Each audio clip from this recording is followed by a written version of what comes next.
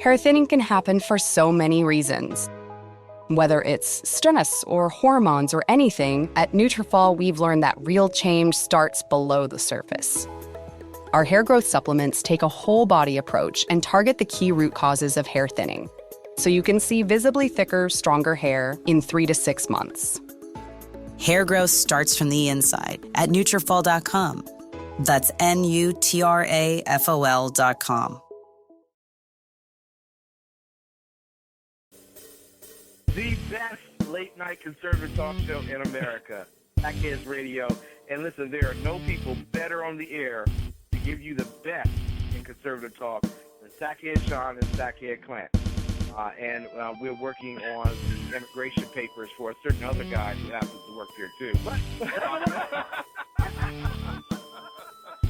For those who are tuning in around the world to the best in late-night conservative talk, Sackheads Radio.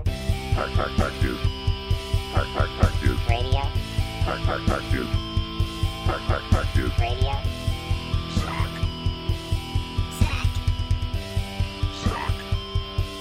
Radio. The best late-night conservative talk show in America. In America. In America. Into the silo. And in this web was a large, I'm pretty sure it was the biggest spider I've ever seen.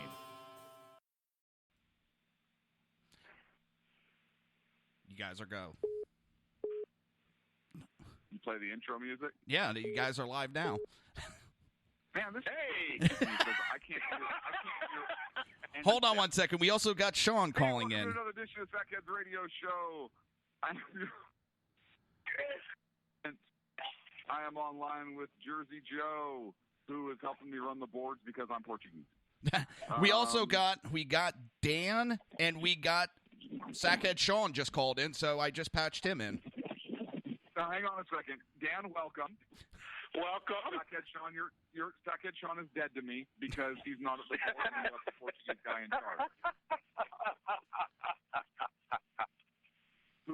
I'm okay with that. I'm okay with that. How did your assignment go, friend? It went well. You know, I will have to say, you can still probably hear in the background, there's some kind of protesters arguing.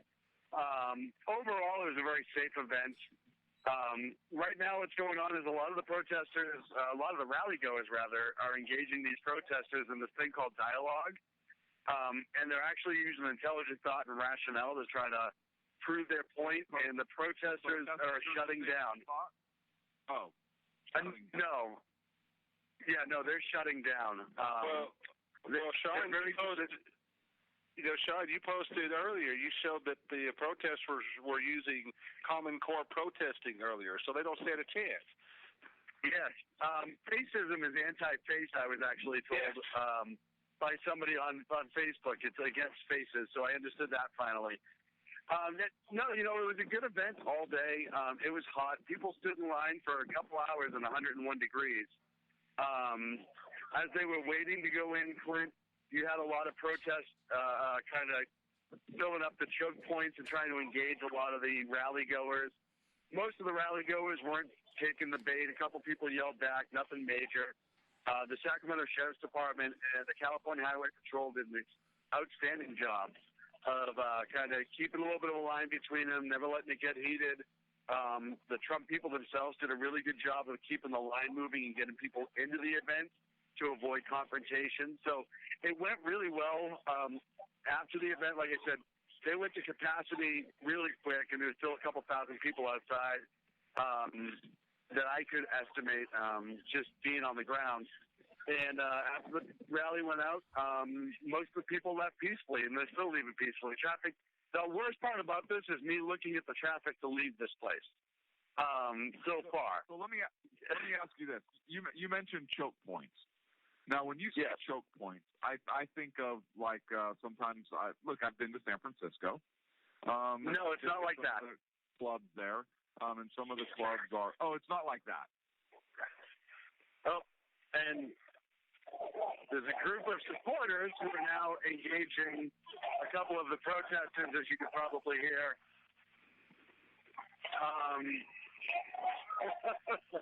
There's been a lot of this going on, where you'll have these protesters. They are not creating choke points anymore. Okay. There's no violence right now. None. Actually, it's very, very peaceful. Even the protesters that were here, for the most part, were well behaved. You had a couple people who were jumping in people's faces and trying to get them all riled up. And at the very beginning, there was definitely two people that were trying to get agitating in everyone's faces. But overall, it's been a pretty good event. Do you know if there were any arrests made, Sean? And second part of that question, how do you feel that law enforcement's response or preparation or lack of or whatever, how did that play into perhaps keeping the peace? Do you feel it? Or was it the event location that maybe made it more difficult to send us at the airport? Or was it a combination of factors? Kind of what's your analysis on that, and also if you know that there were any arrests made on either side? I don't see any. I haven't seen any arrests. I've been kind of in the ruckus the entire time, even while the speech was going on. The Sacramento Sheriffs and the California Highway Patrol have done a really, really good job, like I said, of kind of getting the problems before they become problems. And just usually it's been, hey, guys, just quiet down or let's walk away. And both the protesters and the Trump supporters have been respectful to law enforcement, so I think that's made a big deal. Big difference. And also the planning. I'm looking at probably 250 highway patrol officers and sheriffs standing here in riot gear, waiting, not bothering anyone, not even trying to push the crowd out. It's just showing, hey, anyone gets out of line, it's going to end quickly, and the message is there. And also location.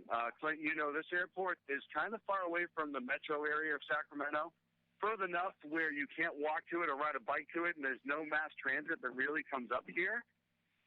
So I think that eliminated a lot of the problems that you would have, say, in downtown Sacramento or San Francisco or another major city, holding it in the metro area where people can access it, for public transport and all that other stuff. But I think that brings up an interesting point because that's an international airport. So you would think that there would be some kind of transportation services there if Sacramento had planned that out properly, which maybe they didn't. Or maybe they did. Maybe they were clairvoyant and they knew there'd be some major event out there where public transportation could get hindered. And so they planned ahead by about 60 years or so. I don't know. I'm just spitballing here. But, well, Clint, as you know, this was a former military field at one point that became the Sacramento field, that became Sacramento Airport. As Sacramento has expanded, they've extended the light rail system. There are plans in the future to bring it out to here, but as of right now, the mass transit doesn't really run out here. Your only option is a bus, which doesn't run very regularly, believe it or not. And I don't think any of the protesters could afford Uber. Got it. Hey, Sean, I want to ask you this real quick. At the very beginning, when you started videoing, the guy that was carrying around the Che Guevara sign, he had all of the hallmarks of being a professional paid protester. Yeah. He was doing everything he possibly could to agitate the Trump supporters, getting in their faces, bumping them in the shoulders, and everything. But the Trump supporters, to their credit, they were very restrained. He had an exchange with one guy. I thought they might come to blows, but that backed down pretty quick. But for the most part, the Trump supporters, they were not having none of it. They were not getting baited by these people. No, and I guarantee you, he and a couple others there, you could tell they're professional supporters. They were using agitation methods. They were trying to, invade people's personal spaces, get right up in their face. Say just horrific things to them. Like I said earlier on Ken's show, that guy was, I don't know what his ethnic background was. He looked like he could be maybe black or maybe dark-skinned Hispanic. But one of the things that he was doing on purpose was he was targeting anybody who was a quote-unquote minority in the crowd, and especially other black people, calling them Uncle Toms. You sold us out, you're the house N-word, et cetera, trying to exacerbate them, specifically really going after the personal attack versus just the political attack. he was definitely a professional. When you show up carrying a Che Guevara flag to a so-called conservative rally, it's going to happen. So now let me ask you, this, Sean. If somebody, let me ask you this, Sean, real quick. I'm sorry. Was when he was saying those things to those minority folks in the conservative crowd, was he getting in their faces or bumping them or initiating physical contact with them? A couple times it was hard with my angle in the crowd that would form by the time I could get to it when it started to happen. A couple people said to me he did actually make contact. A couple people said he didn't. So I'm not going to say it definitely happened because I did not see it. But he was definitely doing everything but. I wonder if there's footage that you have that shows that, because if he's saying those things and it's racially based, along with that political affiliation, yeah, he bumps them, exactly. which would be a battery under California law. I want to know if that video makes its way to law enforcement, if there's going to be any charges pursued, or if that video makes its way to the local district attorney's office. If that is pursued. And the Che Guevara flag clearly shows violence because Che Guevara, he's celebrating a violent revolutionary. Well, and I'll be happy to turn over all video happily to law enforcement should they want it, especially for that guy. Like I said, he's disappeared. I think he got his $15 for the 3 hours and he was out, so he didn't have to pay him overtime. Because he's gone. I haven't seen him again. Shouldn't that be $45 now? Because $15 an hour, if he gave 3 hours, that's $45 according to the minimum wage laws, right? Do I get overtime pay? Do I get overtime? No, you do, but you get the cut rate. Sorry. But yeah, I haven't seen that guy come back, and he's really disappeared in the crowd. So either the people kind of running the protest, and there was a couple of people you could tell was managing a little bit, asked him to leave, or like I said, his paycheck ran out and it was time for him to go. But Clint, working downtown like I did for 7 years in Sacramento, you see a lot of the same. We used to have a lot of protests downtown when I worked down there, and I see a lot of the same faces in this crowd. Amazingly. So when my office was right downtown in Sacramento, I used to get the Black Lives Matters march that came across it every single, once a week for a couple months. And I see the exact same faces in this crowd here over and over again. So I would speculate, based on that alone and the fact that they were using very specific rhetoric, that they were professional agitators. Sean, I want to ask you this real quick because we've seen a lot of the violence that was caused by a lot of these professional agitators at some of the other Trump rallies in California, and certainly, as you've pointed out, the law enforcement in Sacramento, they're very used to this type of stuff, and they handled it, and they were very prepared for it. And definitely that, to me, that shows, one of two things. Number one, that squashed the protest to begin with, or number two, the protesters, we didn't see as much of a protest at this particular rally because maybe the paid agitators knew beforehand, hey, you know what, we're not going to get very far with these guys because they're not going to mess around with us like a lot of other law enforcement agencies. They're not quite ready for this type of stuff. Well, and like I've said before, I said on Joe's show and a couple other shows, law enforcement in this area deals with protests on a regular basis being downtown. So they have a good plan in place. They're used to it. They know how to engage it. But I also have to wonder, too, because of that, if the agitator companies or whoever's paying these agitators said, hey, we're not going to throw that much money into this because it's going to be for a useless cause, and we're not going to pay your bail money should you get arrested because it's a useless cause, if a lot of people just didn't stay home. And again, location was a big deal too. I mean, this is a really difficult airport to get to unless you have transportation. Now, if you do have a vehicle and you did drive, this is actually an amazingly well organized event from the public safety aspect. They did an amazing job. You were in really easily. There was people showing you where to park. There was no issues in the parking lots. Getting out is proving to be a little difficult, but there's nothing more that could be done based on just the amount of people that are trying to leave at once.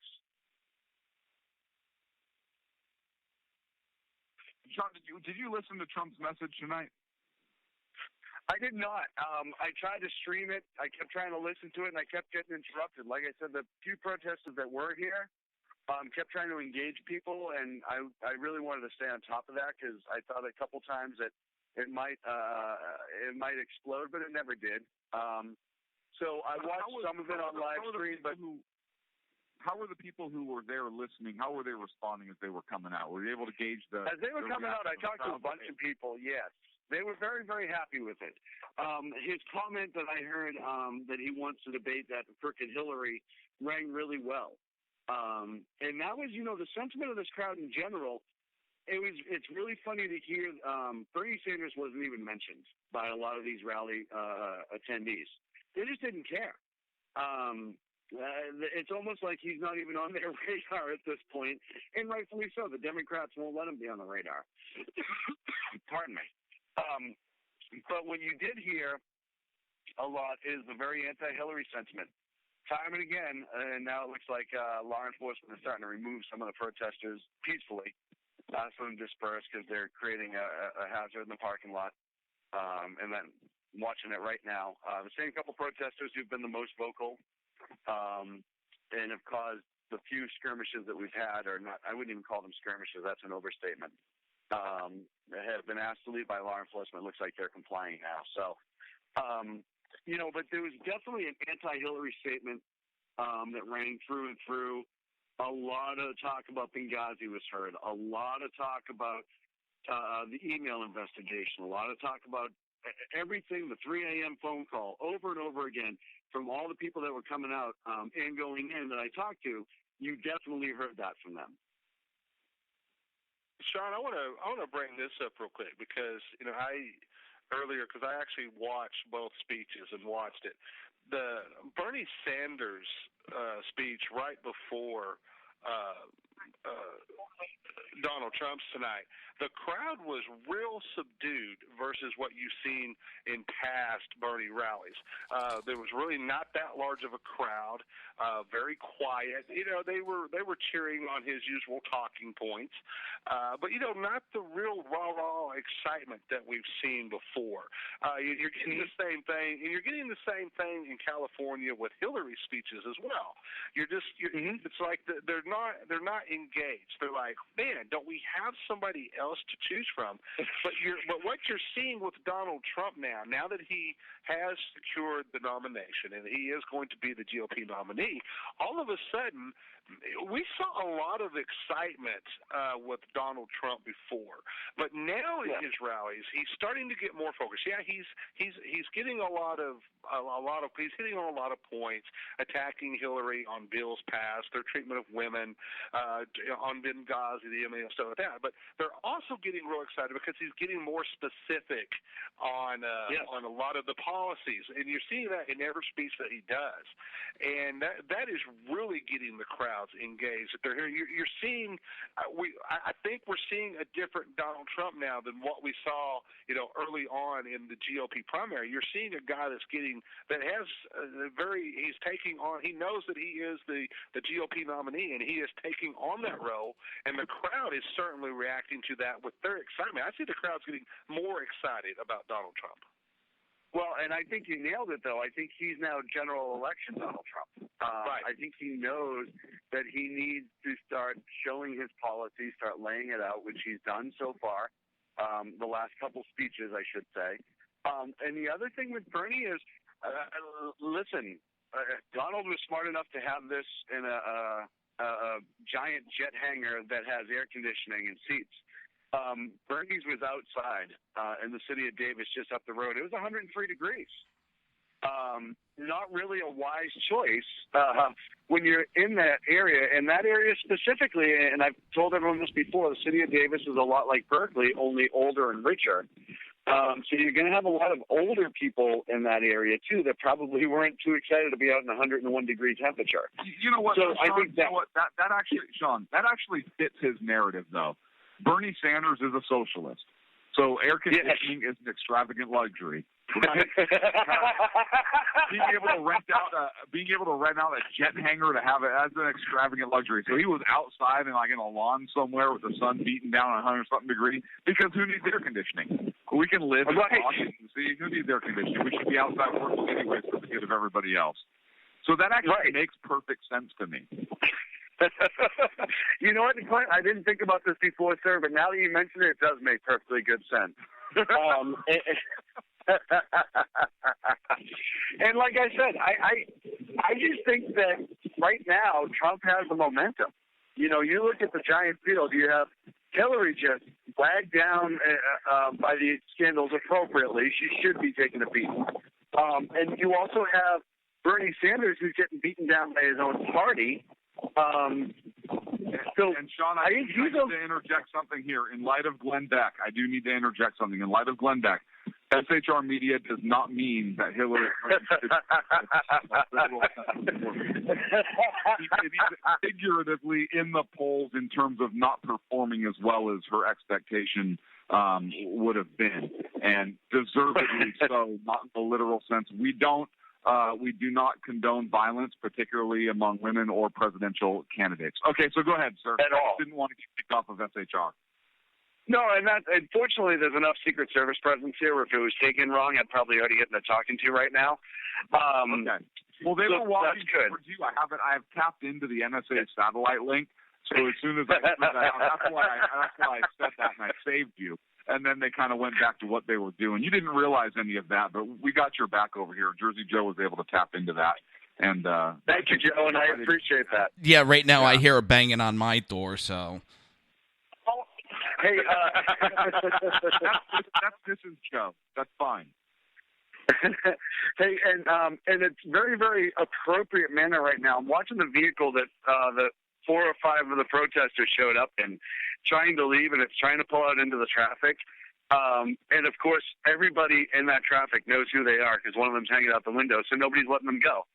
And I think that that's a really – exactly. That really shows you or shows them what happens when you don't do your fair share. You don't just get to pull out into traffic. You have to wait like everyone else did first. But if everybody else gets to go, then they should also get to go. And that's kind of one of those things, you know. But those capitalist Trump supporters, you know, obviously they just want to hog all the resource and roadway for themselves. And that's exactly what's going on. And it's really funny because there's apparently an international sign for maybe the next car will let you go that involves a fist with a finger extended from it, and I keep seeing that come up. No, they're just saying they're number one. That was actually made.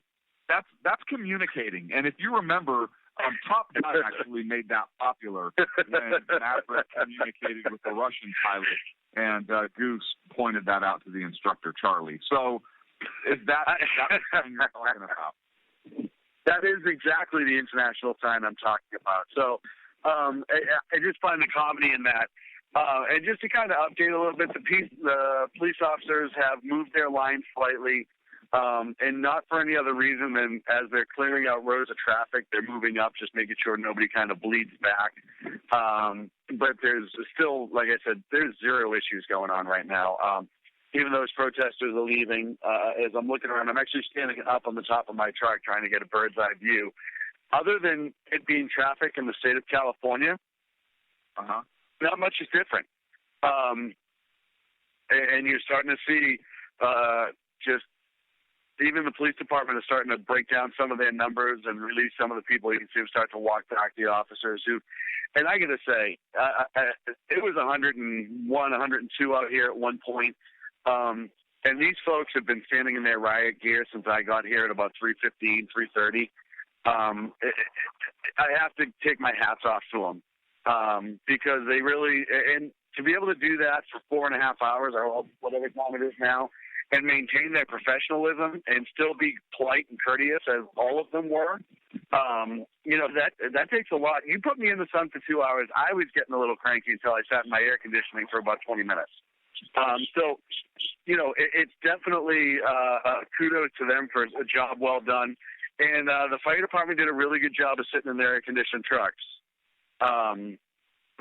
So and looking at girls, I'm sure they do a good job of that. Yeah, they definitely. It was chilly in there too. I think there was frost on the inside of the window. So one of them was eating a snow cone. I don't get it. So overall, I mean, it's like the commercial with the dad watching the kid shoveling snow, and he's got the coffee, and he goes, "Ooh, burn my lip." But it was like that in reverse because the fire guys were watching. Yeah. Overall, guys, I would have to say that this was a successful event. Some people were a little upset that they didn't make it in, but if you read the description as far as the event details, that was definitely a possibility. And they, but even the ones who didn't make it in, they weren't angry and bitter. They were just more upset they weren't here in time.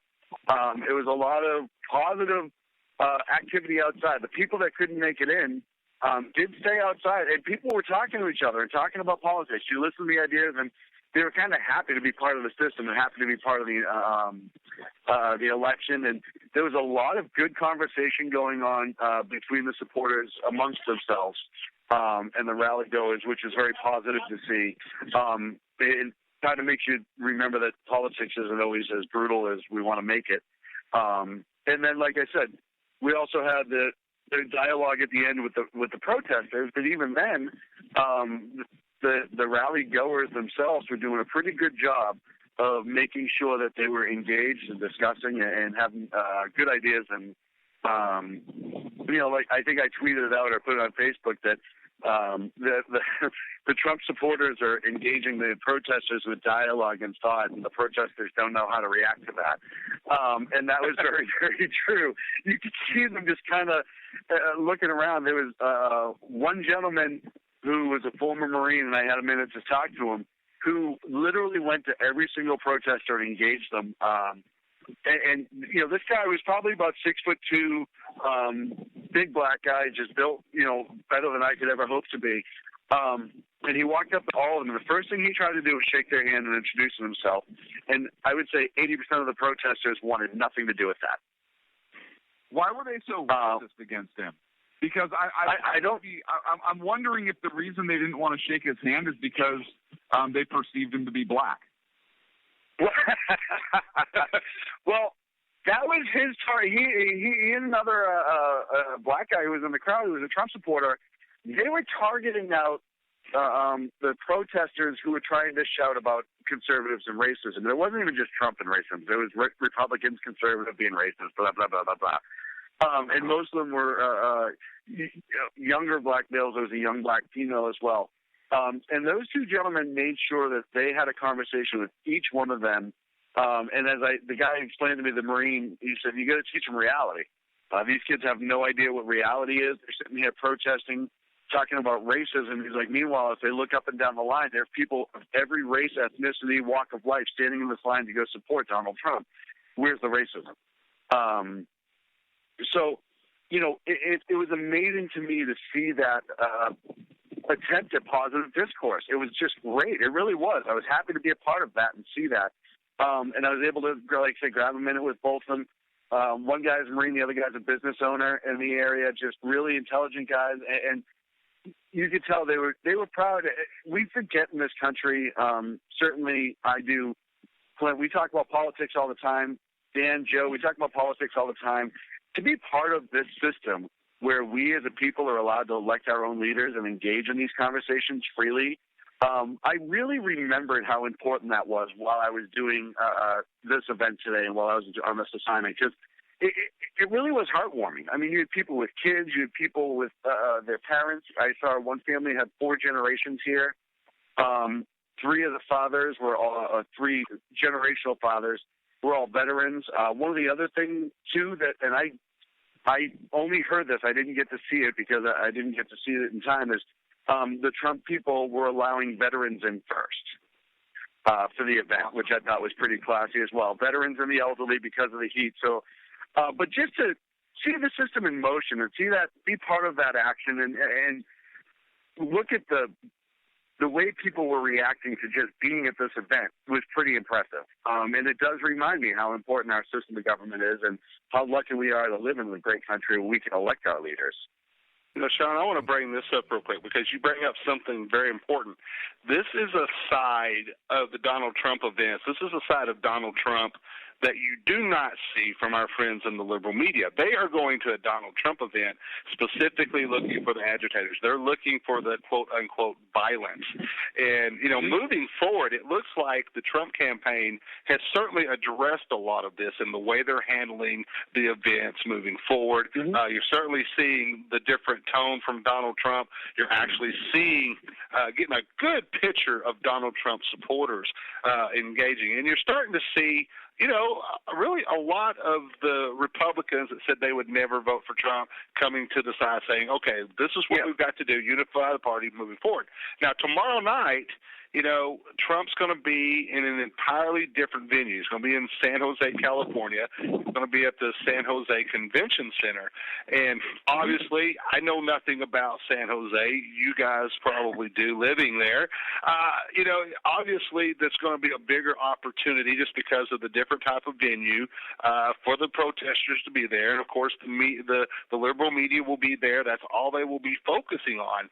And so, you're just kind of pulling out the crystal ball moving forward. Hopefully, law enforcement and the Trump campaign coordinating with them, they've learned how to handle these events, to keep these protests to a minimum, to keep the violence to a minimum, and so that they can start, putting out that positive message. Those positive, they've got. That's one thing about Trump. He's had a real problem with negative images in the liberal media. That is what you see. That is what that Hillary Clinton's going to try to run against him on. That he's an agitator. Blah blah blah. So hopefully, moving forward, when they go to a different event in a different venue like tomorrow night at the Convention Center in San Jose, hopefully they will be able to continue the type of event that they had in Sacramento tonight, Sean. I hate to be the bearer of bad news. We need to break for a commercial. I know, I'm the party pooper. You're just so fun. Live at Trump Debate in Sacramento, California. Back in a few. Conservative media done right. You're listening to the SHR Media Network. Breaking news. According to the latest report coming out of SHR Media, a merchandise store to support both the Reaver of Common Sense and SHR Media has just been unleashed to the general public. Be forewarned that this site can be contagious and numerous items can be purchased to support the best news programming. Go to Reaver.one website and click on the store link to check out the merchandise.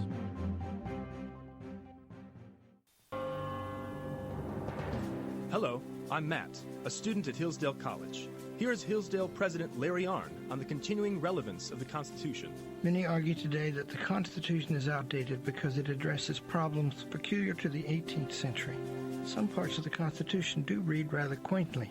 Consider the injunction against titles of nobility in Article 1, Section 9 of the Constitution. But is that so outdated? The purpose of the injunction is to prevent the government granting special privileges to some for partisan reasons. This strikes at the heart of the rule of law. The crony capitalism so common today is a place where the government bestows favors and tax dollars on some businesses to give them a leg up over others. This is exactly the kind of thing the Constitution was meant to prohibit. The Constitution is not so outdated after all. This Constitution Minute was brought to you by Hillsdale College. To join the national conversation on the Constitution, go to constitutionminute.com. Times are dark. The people misled by corrupt politicians, lied to by establishment media, and deceived by the false messages of Islam. A nation in confusion needs a guide. It needs a man with a cane. I'm Dave Milner. Join me on Spreaker, SHR Media, High Plains Talk Radio, Live Rebooting Liberty, and YouTube for a unique brand of commentary on the unpleasant blind guide. Because truth is not always pleasant. In a world controlled by corrupt politicians. You got a business. You didn't build that. A team of ordinary men emerge from the ashes to give voice to the voiceless and hope to the hopeless. Sackhead Sean. Dude, I'm not saying cough was stupid, bro. Sackhead Clint. all good friends of ours usually show up drunk. Also starring Sacco as the producer. I'm a little bit drunk, 'cause I'm drinking. They are the Sackheads Radio Show. Every Wednesday at 8 p.m. Pacific on SHRmedia.com.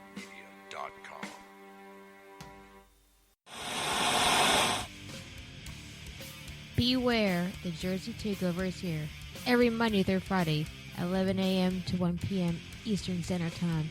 You can catch the Reaver of Common Sense show, hosted by Jersey Joe, right here on SHRmedia.com and HighPlainsDailyNews.com. Only Jersey can deliver hell like no one else, so consider this your fair warning.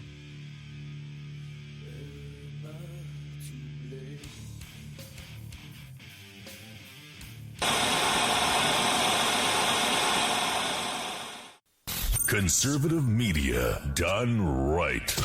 You're listening to the SHR Media Network. And welcome back, Sackheads Radio Show. I'm Sackhead Clint. On the line, Jersey Joe, Sackhead Sean, Dan the Man. Welcome back, gentlemen. Thank you. Sean, are you standing behind a jet that's getting ready to take off? Because it's either wind or it's jet wash, and I don't know what it is. It's wind, and I apologize. He jumped on the wing, actually. He jumped on the wing and is trying to take a ride. I'm trying to get an interview with Donald. So I'll tell you, for what a miserable day it was heat-wise out here earlier, it's a gorgeous wind that's picked up, and it's absolutely beautiful outside. I'm glad that I'm not sitting in my car fighting traffic, and I'm able to sit outside where it's beautiful. Because it's really turned into a gorgeous night. Before the break, beautiful here in the studio as well. Thanks, Sean, for sharing that with us. It's still raining here in Texas. Dan, make sure you have your floaties on. If I could get a pizza delivered and a case of beer, I'd spend the night here. Before we went to break, Dan, you asked me about San Jose and how, if it was a Trump event, coordinators that will be able to duplicate kind of what happened here. And I don't know. If I remember right, the convention center is pretty far downtown. Hold on. That was, I think that was Donald J. Trump taking off right there. Absolutely was. So I think the convention center is downtown. And that's going to obviously prove difficult for law enforcement to be able to kind of keep the distance like they did here. Also, it's just south of San Francisco, so you're going to get a lot of the protesters that would be in San Francisco, Oakland area shuttling on down. I hope that San Jose law enforcement is looking at what Sacramento did today and adopt that approach of just overwhelming force, seeing problems before they started. That's the Bay Area. Absolutely not. Can we send Sacco to it? But one of the, again, the distance here to the location that was chosen is pretty unique and would be really, really difficult to duplicate. So you're still going to have the rabble-rousers, if you will, show up. But like I said, in California, I think one of the biggest things right now for the Democratic supporters is they're more angry at their party than they are at Trump. And I think there's a lot of energy going to the California Democratic Party that probably would have gone more towards Trump at this event should Bernie felt like he was getting a fair shake. And Dan, I mentioned this earlier with you and Clint. I'd like your feedback on this. If you are a Democratic strategist right now, don't you think it's time to maybe push for Hillary to get the conviction? That way you can actually focus on pushing Bernie to the front and maybe be able to get him more votes than he would get right now. And seriously, just cut bait, because she is dying in poll numbers right now and he is rising. And if she's around and they let her become the nominee and then she gets indicted, you could see they know that possibility is there. And with more and more evidence coming out, they have to start thinking about cutting bait, right? Well, you would think that, but here's something. I put up a poll tonight in Ken's chat room, shows that there's only a 2-point separation between Hillary and Bernie right now in California. Now, that's one poll. On some other polls, you'll see a 5% split. In some polls that you're seeing that are run in really liberal areas, she has a 10% lead. But bottom line is Bernie is within striking distance of her, and much like in 2000, now we are a lot further along than 2008. But you're seeing the same kind of thing happen with Hillary that happened in 2008. Hillary fatigue, Clinton fatigue. They're sick and tired of it. And I think the Democrats at this point are sick and tired of it. They're sick of all the scandals. They're sick of all the lying. They're sick of, just listening to her makes your skin crawl. And then people are thinking, and then you're looking at the possibility of Bill Clinton being back in the White House with access to interns again. She's going to spend her entire presidency keeping him out of jail. And people are sick of that. And here's the thing: on the left side of the aisle, a lot of the same things that are appealing to people on the right side of the aisle to Donald Trump, that is what is appealing to people with Bernie Sanders. They're sick and tired of business as usual. Now, personally, I would love to see Donald run against Bernie because it would be a landslide. I think Hillary has a better chance, but somewhere you have to stop and think that Hillary's folks have to be scratching their heads, especially Hillary and Bill themselves, going, this is deja vu all over again. Yeah. This is coming back to bite us in the ass. Can I jump in on that one? Oh, go ahead, Joe. Sorry. No problem. Yeah, I got something next. I know the polls are not accurate, and I know that, and I know the online polls can be sketchier. But every single poll that I see online when it comes between Hillary and Trump, I always see a major landslide of, a 40-50% difference between Hillary and Trump, with Trump winning. How much is it the left side of the media holding her up in these polls, trying to? Yeah, I don't think she has the popularity that everybody is giving her credit for. I really do think that it could be a landslide for Trump with no problem. I worry about Sanders because I think Sanders, with all the free bull crap, can pull one out like an Obama. So here's something that I think the Democrats don't want Bernie to get out yet in case Hillary's indicted. The deck was stacked against Bernie Sanders from the beginning. Hillary was crowned as the one who was going to get the party nod from the very beginning because the Democrats have a rigged system. So she is going to get the nomination, barring something catastrophic. Bernie Sanders is staying around, I think, to stay relevant in case Hillary gets indicted.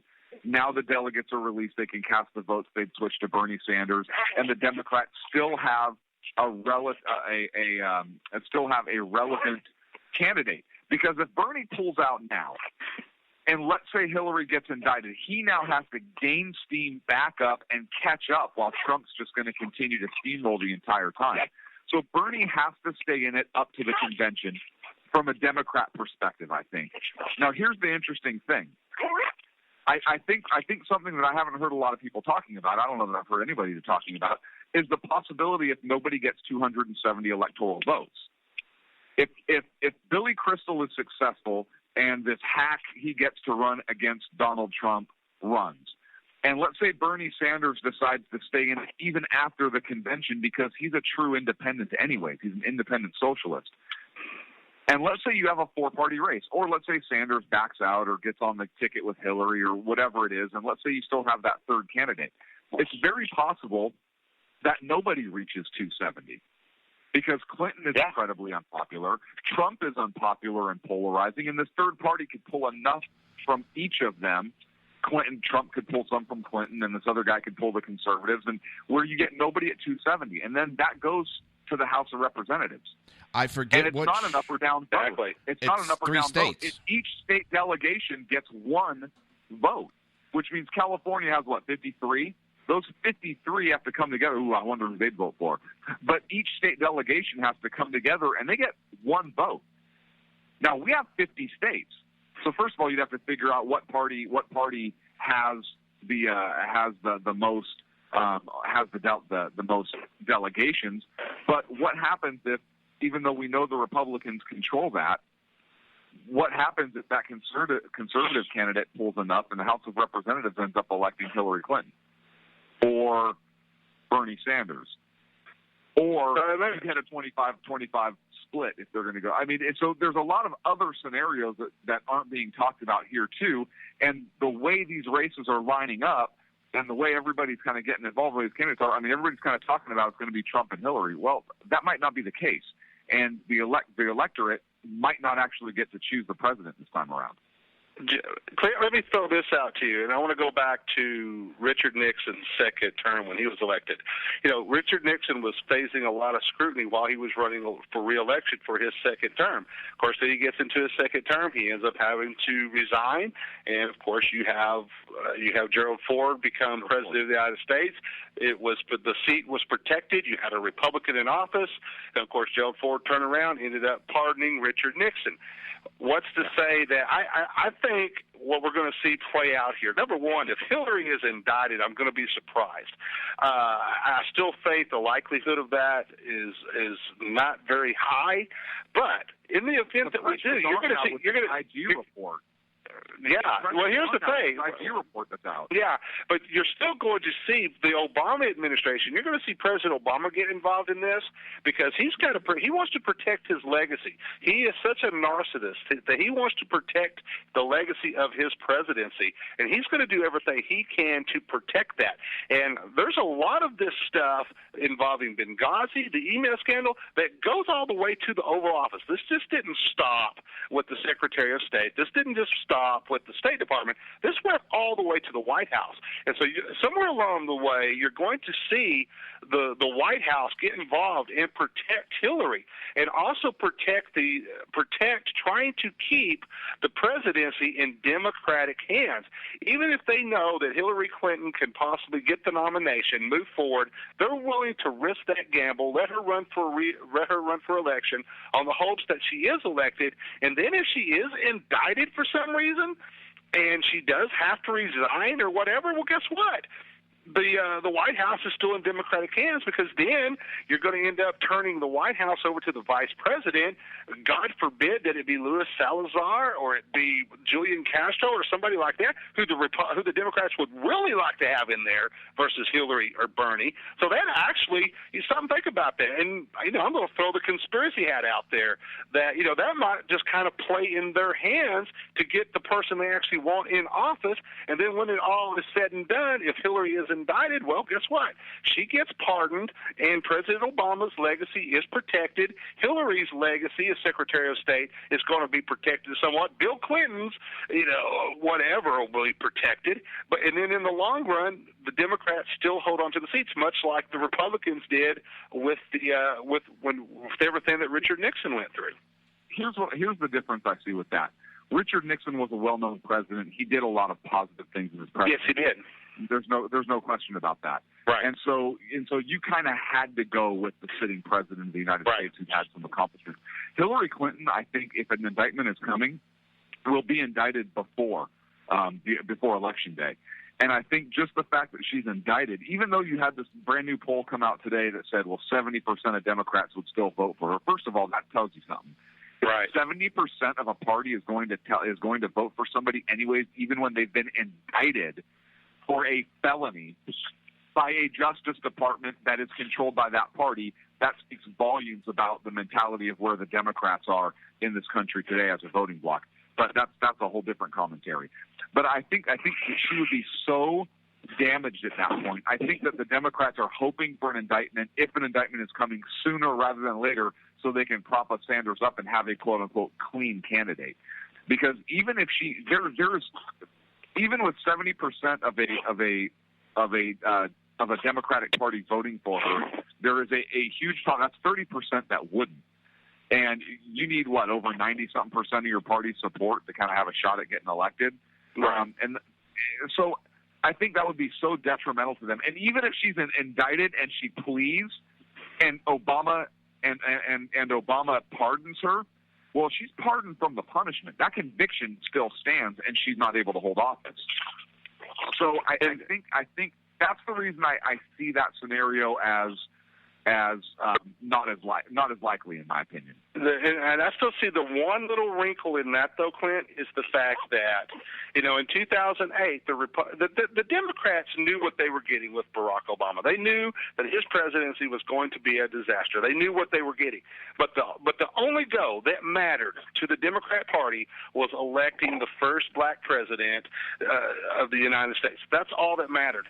And time after time after time, when you sit here and visit with Democrats, when you visit with progressives, liberals, or whatever, bottom line is, when it comes down to the hardcore, everything that Hillary has done, be damned. Covering up for Bill Clinton and his abuse of women, her actions that led to the death of 4 Americans in Benghazi, all of her lying dealing with the emails, and everything going forward, all of the stuff that is happening. There's lots of evidence that we could see some money laundering taking place with the Clinton Foundation. Where the hell did all of that money go that was supposed to go to Haiti? We're still going after that. But bottom line is, we sit here and we preach that. Clint, you do, Sean does, Joe does. We sit here and we preach that over and over again, present the evidence, but they don't listen. And the reason being why is the ultimate goal in 2016 for the Democrats is to elect the first woman president of the United States. And to them, that is Hillary Clinton. Her being indicted, that's just a little side thing. They can still say later, hey, we're the party of women. We elected the first woman president of the United States. Everything else, be damned with these people. They don't care. Yeah, but on that, as everybody said, Obama is about his legacy, and he doesn't want Hillary attached to his legacy. Because if she gets elected, her being the secretary of his state and all that, it's going to be attached to his legacy, and then she's going to overshadow his legacy. See, that's why I don't think he doesn't want her to become president. That's it. Yeah, I don't think there's any doubt that there's no love lost between the administration and Clinton, but Obama did come out and basically give an endorsement to her, saying that we all need to support the probable nominee, which is obviously a reference to Hillary Clinton. So much like there are folks who may not, conservatives, Republicans, who may not have necessarily wanted to get behind Trump, Obama maybe necessarily didn't want to get behind Clinton, but as of right now maybe had to. So he could say he did that and supported the leader until something happens, until an indictment comes down or something where she would be forced out of the race. And if not, well, he still backs her. And I think I wouldn't be surprised, honestly, if no indictment came down, which would piss me off on a whole other level. But it's going to be more difficult for the Justice Department to do, given the IG reports and statements and so forth that keep coming out. I think it's going to be very difficult for them not to do that. But I think it should be very wise to pick Bernie Sanders as a running mate and pick up all those votes and partner with him, even though she might not want to.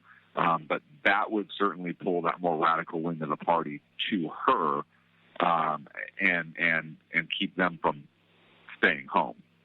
Well, I see this, though. I see a lot of the people that are going to Bernie Sanders, they hate the Clintons. These are the folks that have actually started finding out, hey, you know what? Hillary Clinton and Bill Clinton are actually some bad people. Hillary covered up for all of Bill's hatred and abuse of women. They've been laundering and taking money away from the poor people through the Clinton Foundation. I think the people that are supporting and getting behind Bernie Sanders on the Democratic side, they hate everything that Hillary Clinton stands for. And I think, they do, quite so honestly, way to get him back.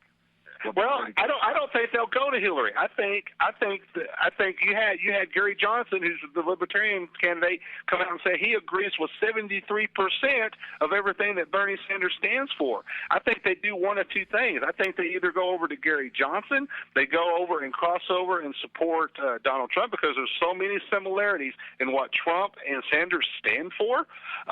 And I also think you see the type of effect that you saw in 2012 when the Republicans stayed home, when the ultra right, the Christian right, stayed home and the conservatives stayed home because they did not want to vote for Mitt Romney. The same thing could happen on the Democrat side as far as them staying home and not voting for Hillary Clinton, just because the people that Bernie Sanders are appealing for, they're the anti-establishment. They see Hillary Clinton as establishment, and they don't want to have nothing to do with that. And I think they would stay home, or they would get behind somebody like Gary Johnson, but that would play into the hands of Donald Trump, and that comes into play. It's very important who Donald Trump picks for his vice presidential running mate. To kind of offset some of that. There's so many dynamics at play, and Gary.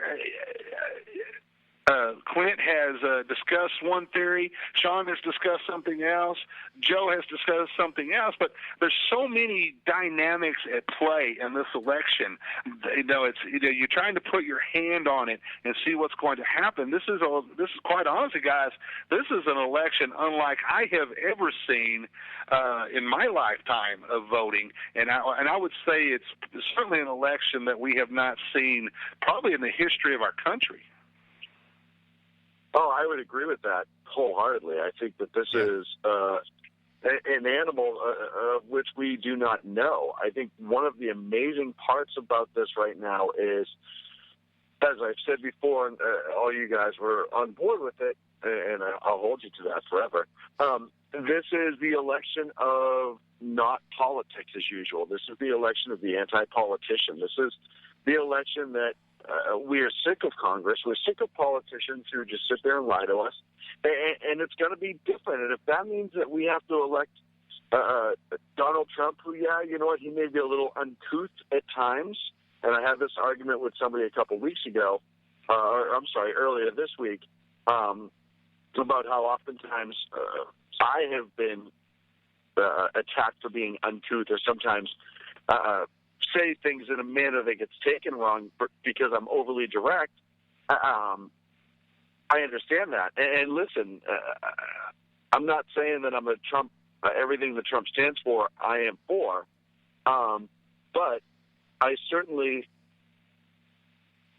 have more association with a Trump presidency than I do a Hillary or a Bernie. And Clint, I'm still, he's sending me love messages via text messages. I'm on the phone. And I'm trying to get out of here. I heard you. And it was, I had to laugh because I know what I sent you, which is funny to me, given your reaction while you're trying to talk about a serious issue. The odds of me getting there in time are slim to none. The line is still pretty incredible to leave here. There was a lot of people here, man. A lot of people.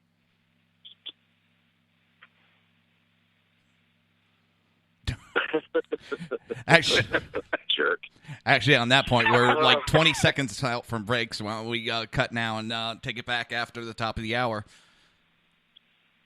Sounds good. We're up against the break. When we come back, more with Sackhead Sean live at the Trump, Jersey Joe, Dan the Man. I'm Sackhead Clint. Back in 3. Conservative media done right. You're listening to the SHR Media Network. Breaking news. According to the latest report coming out of SHR Media, a merchandise store to support both the Reaver of Common Sense and SHR Media has just been unleashed to the general public.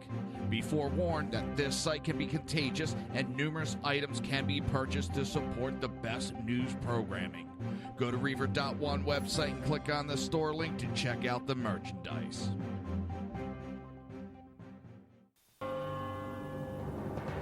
Hello, I'm Matt, a student at Hillsdale College. Here's Hillsdale President Larry Arnn on the continuing relevance of the Constitution. Many argue today that the Constitution is outdated because it addresses problems peculiar to the 18th century. Some parts of the Constitution do read rather quaintly. Consider the injunction against titles of nobility in Article 1, Section 9 of the Constitution. But is that so outdated? The purpose of the injunction is to prevent the government granting special privileges to some for partisan reasons. This strikes at the heart of the rule of law. The crony capitalism so common today is a place where the government bestows favors and tax dollars on some businesses to give them a leg up over others. This is exactly the kind of thing the Constitution was meant to prohibit. The Constitution is not so outdated after all. This Constitution Minute was brought to you by Hillsdale College. To join the national conversation on the Constitution, go to constitutionminute.com. Times are dark. The people misled by corrupt politicians, lied to by establishment media, and deceived by the false messages of Islam. A nation in confusion needs a guide. It needs a man with a cane. I'm Dave Milner. Join me on Spreaker, SHR Media, High Plains Talk Radio, Live Rebooting Liberty, and YouTube for a unique brand of commentary on the unpleasant blind guide. Because truth is not always pleasant. In a world controlled by corrupt politicians, You got a business. You didn't build that. a team of ordinary men emerge from the ashes to give voice to the voiceless and hope to the hopeless. Sackhead Sean. Dude, I'm not saying coffee was stupid, bro. Sackhead Clint. All good friends of ours usually show up drunk. Also starring Sacco as the producer. I'm a little bit drunk, I'm a little bit drunk, 'cause I'm drinking. They are the Sackheads Radio Show. Every Wednesday at 8 p.m. Pacific on SHRmedia.com.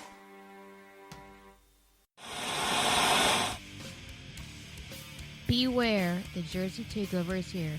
Every Monday through Friday, 11 a.m. to 1 p.m. Eastern Standard Time. You can catch the Reverb Common Sense Show, hosted by Jersey Joe, right here on SHRmedia.com and HighPlainsDailyNews.com. Only Jersey can deliver hell like no one else, so consider this your fair warning.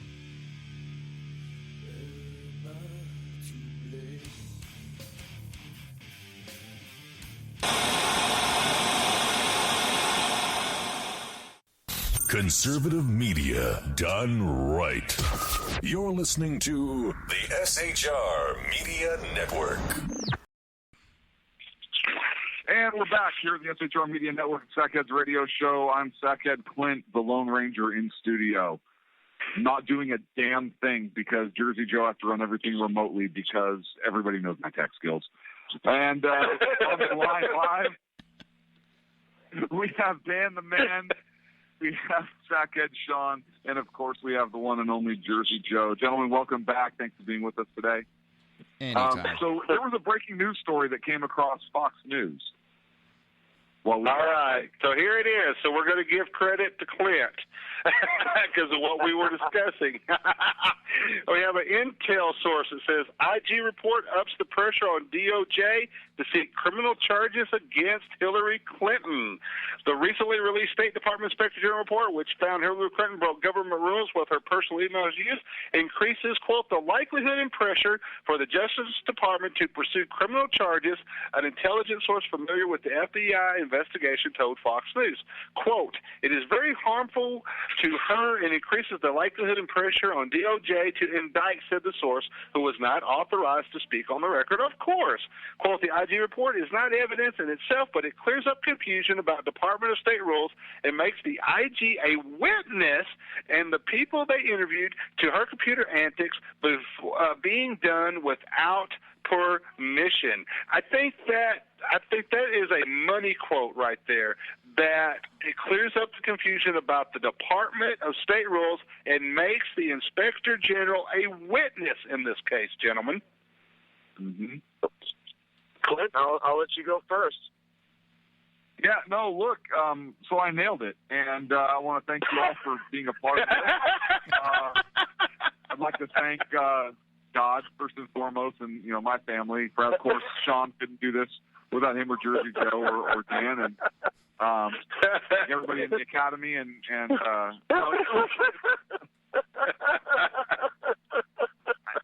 I think this certainly points to her gross negligence. And look, if you have the IG, who is a true independent authority, even though they're appointed by the administration, in theory they're independent authority, who comes out and the choice of wording they used is pretty interesting.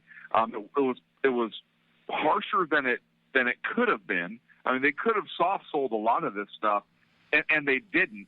And so that leads me to believe, and I'm naturally a suspicious person anyways, that leads me to believe that if they worded it that strongly, then how bad is it really? Yeah. Yeah. This is an Obama-appointed inspector general. How bad is it really? And that's why. And look, that's why I really think the Justice Department is going to have a hard time explaining why they don't indict. And I think it also gives Congress a lot of power to appoint a special prosecutor if DOJ fails to indict. So look at I want to point this out because I think in the long run, somebody on the Republican side is going to have to press this issue. The Republicans are going to have to stand up and they're going to have to say, we have to move forward with this because regardless, the FBI director James Comey can make all the recommendations he wants to based on evidence and what have you. But the ultimate decision is finally going to rest with Attorney General Loretta Lynch on whether or not to pursue criminal charges against Hillary Clinton. It's going to boil down to and let's face it, Loretta Lynch is going to do whatever her boss tells her to do or allows her to do, and that being Barack Obama. And so you have to question, okay, are they willing to run the risk of exposing any involvement that the Oval Office itself had in this? And so I still think you're still going to see a lot of the protections. No. You're going to see some protections, but here's the thing with that. I think that the Obama administration has to be very careful about prohibiting the AG from filing this case. Number one, because if Congress assigns a special prosecutor and now they start looking in, they are not going to stop with the Secretary of State like Loretta Lynch would. They're going to follow the trail up. And so this administration needs to be very, very careful about how they direct their Attorney General to act. The second thing is the AG doesn't have to be the one to file charges. They could, if the FBI wanted to kind of circumvent this, they could take Loretta Lynch right out of it politically and go to grand jury. Yes, they could. And have the grand jury hand down an indictment. And that way the AG's office is completely out of it, and there is nothing the Obama administration can do about that. I've also said that's the second. That's the second option they have, and that's why I think Obama is going to be very, very careful about what he tells Loretta Lynch, because at least if his Justice Department files charges, even though if Hillary's going down anyway, because the Congress is going to have a special prosecutor potentially that may look into it beyond the Secretary of State's office, or if a grand jury is going to get involved and they're going to start issuing or handing down grand jury subpoenas that you can't control what they're due and potentially expanding the investigation, at least if you keep it with your AG, if I'm Obama, if I keep it with my AG, I control the scope of that case. Exactly. The scope is limited to the Secretary of State's office, who's already in a lot of trouble and going down anyway, and can insulate me in the White House. But also at this point, by indicting Hillary, it discredits her if she does want to come out and give out the information of Benghazi or whatever else she has on him. I've said since day one, that woman will say anything to get elected, and Obama knows she has too many of his secrets, so he's got to discredit her like they did Petraeus. Exactly, and if she's indicted and now she's coming out to discredit. Obviously, it's retribution Exactly. because he allowed the Justice Department to file. So I think the smartest move for him, if I were him, I would allow Loretta Lynch to handle that case and to file that indictment. Because then I control the narrative. Anything she says is clearly retribution. She's already discredited. Most of America already thinks she's a liar, and you have so much more control over what's going out, what's being presented, and everything else with that case.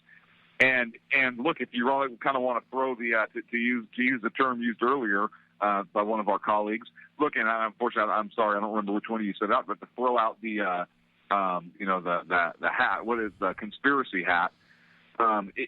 If you really want to control that prosecution, you can also control how vigorously that prosecution is presented in court. And the other thing to consider too is how involved is Barack Obama himself? Is there any criminal? As much as we would love to see, Barack Obama carried. I would love to see Barack Obama carried out of the White House in handcuffs. Personally, that would be my preference. But how is there anything there that can tie, any type of criminal activity, cover up, etc., to Barack Obama? Because once again, Richard Nixon tried to control the narrative, and they tried to do that. They tried to put out the fires. So now we have the President of the United States getting involved, trying to control the narrative, trying to control.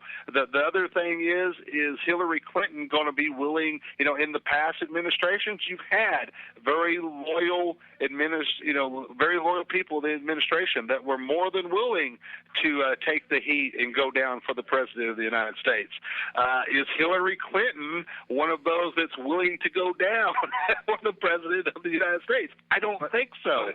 But it doesn't Well, matter. she didn't go down on it before, and that's why we got Monica. You knew that was coming. I was already being good.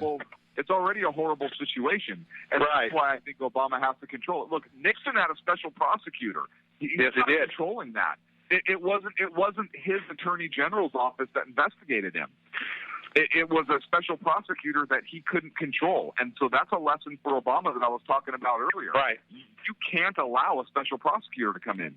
Conversely, you can't allow a grand jury to take this over because they have power of subpoena.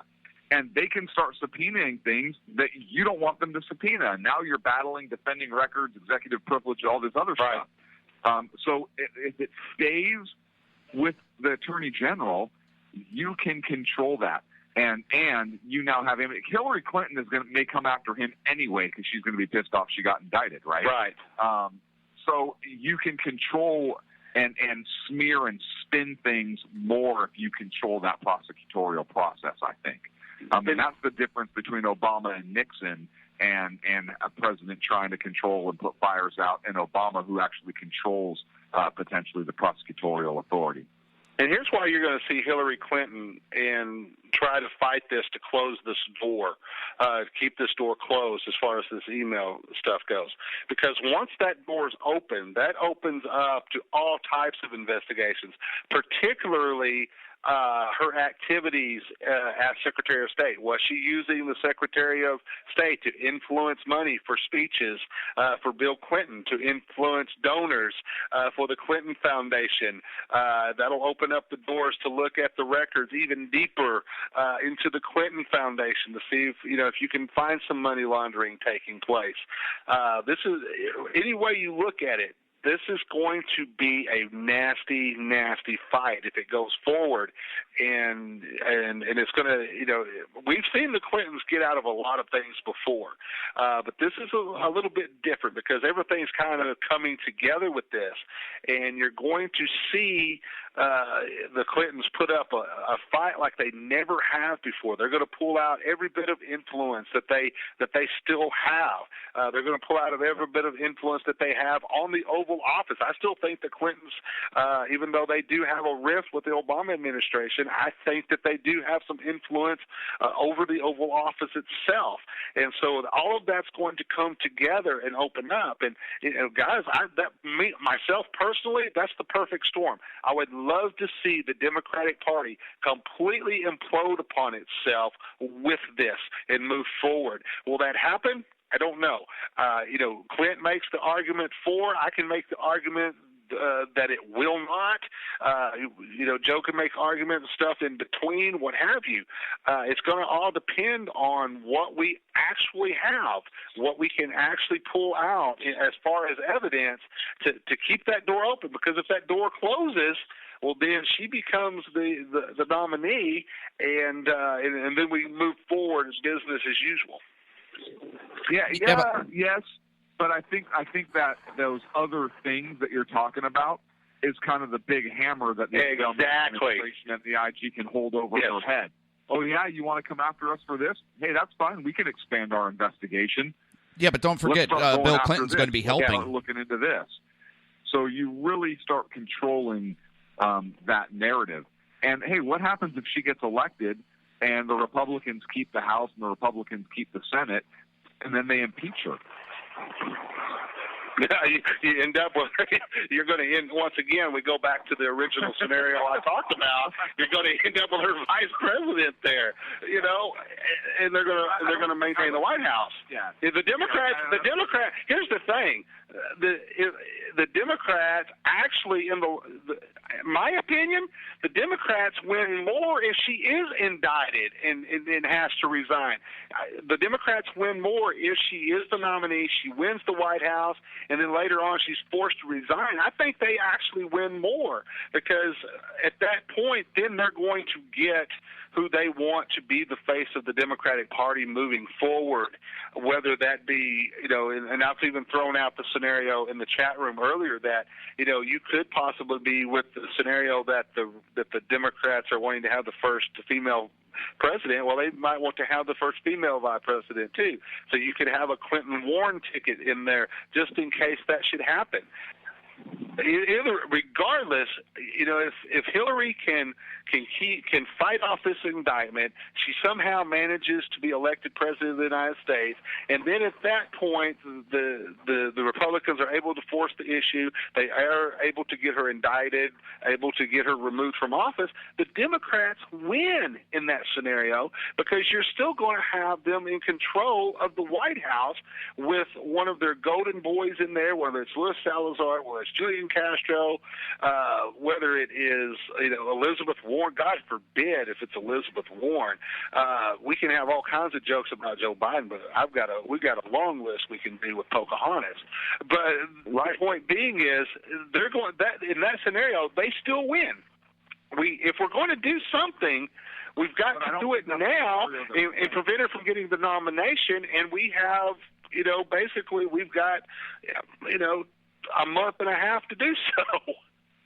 Yeah, I don't think that's the scenario they're playing for. Again, because I think the actual election is so far out, I don't think they want to risk an indictment while the election season is going on, the electoral process is playing out. I think they want a decision sooner rather than later so they can go ahead and start making those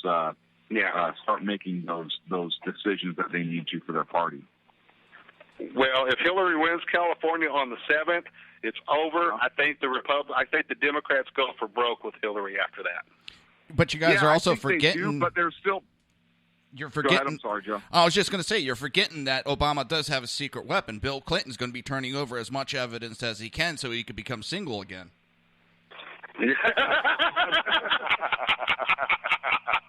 That's his get out of jail card.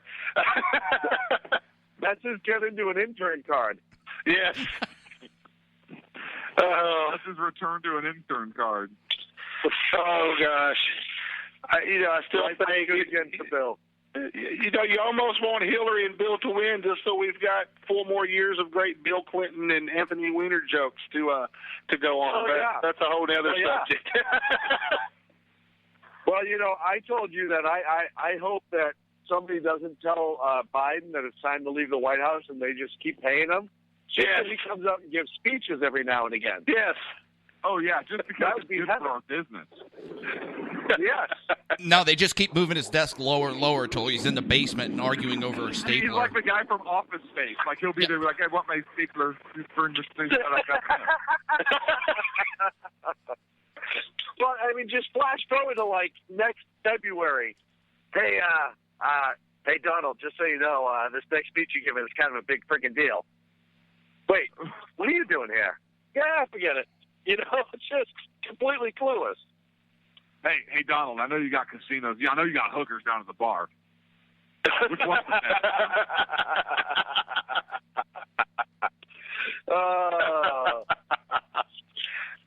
So, Sean, how are you doing on making your way out of the parking lot? What's the update there? I'm actually officially starting to drive forward. Congratulations. A majority of the crowd has left. So it's literally me, the janitors, and that's about it left at this point.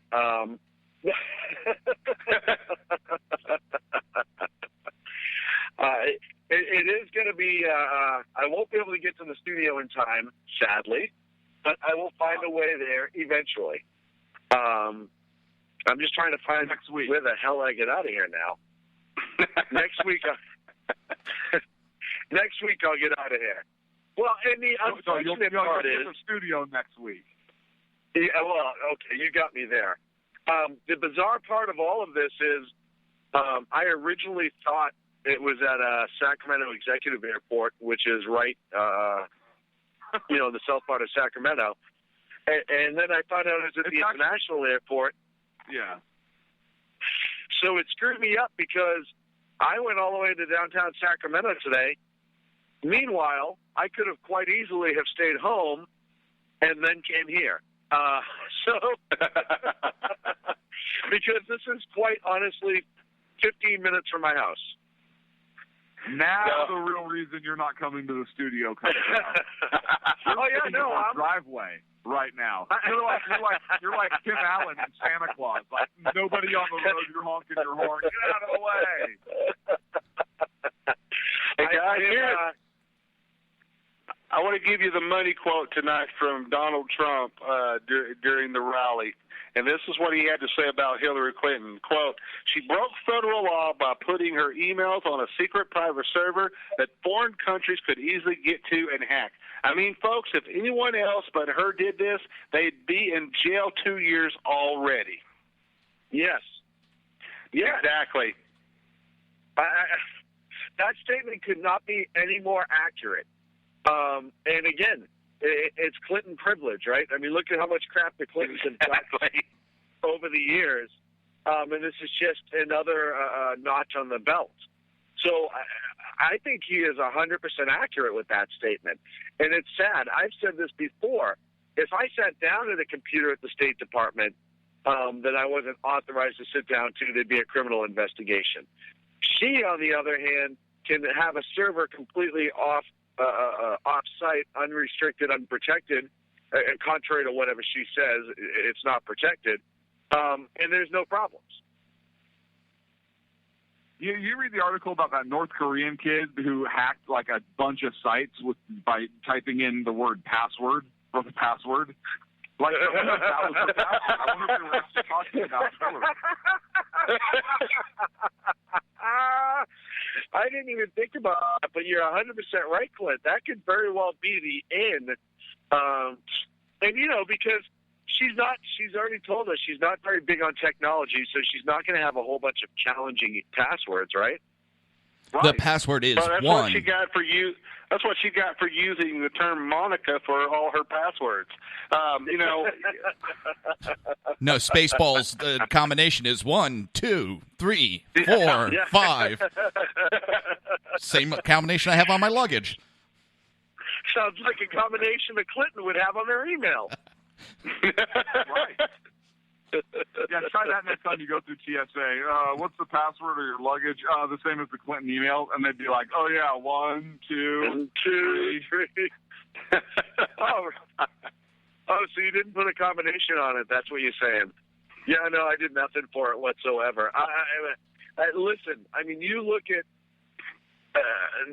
what happened at Petraeus, and I keep going back to this, but I think this is huge. You have the former director of the CIA who said a couple things to his mistress, essentially, and which happens in Washington all the time. Let's talk about, for a second, the crap that Monica got to hear while she was hiding under Bill's desk? And why wasn't there any sort of criminal charges brought legitimately then? You can't tell me that Monica wasn't allowed to be privy to information because she was his personal cigar girl that she should not have. But meanwhile, you have the director of the CIA who gets hammered for it. And then you have Hillary Clinton, who I call her a free felon. Yeah. So basically, Monica was walking around cigarette.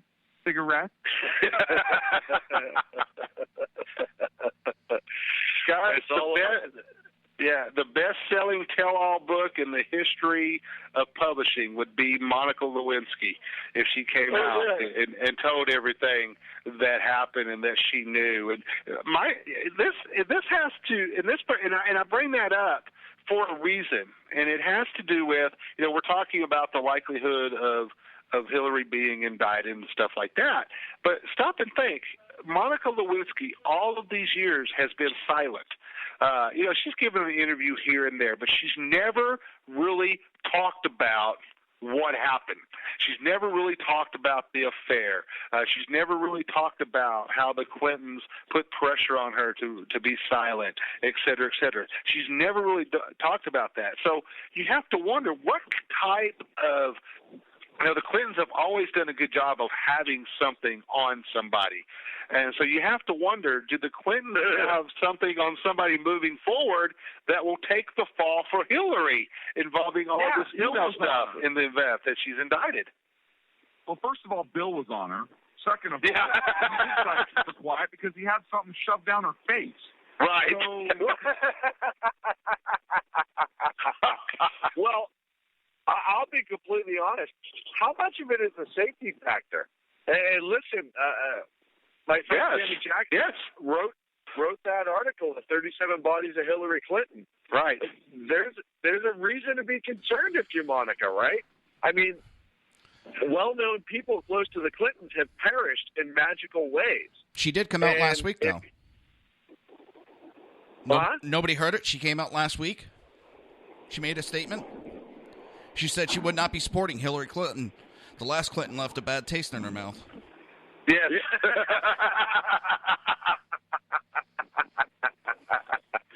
Well, I love the, what's the line? I will not be voting for the ex-wife of Monica Lewinsky's, or the wife of Monica Lewinsky's ex-boyfriend, or something to that effect.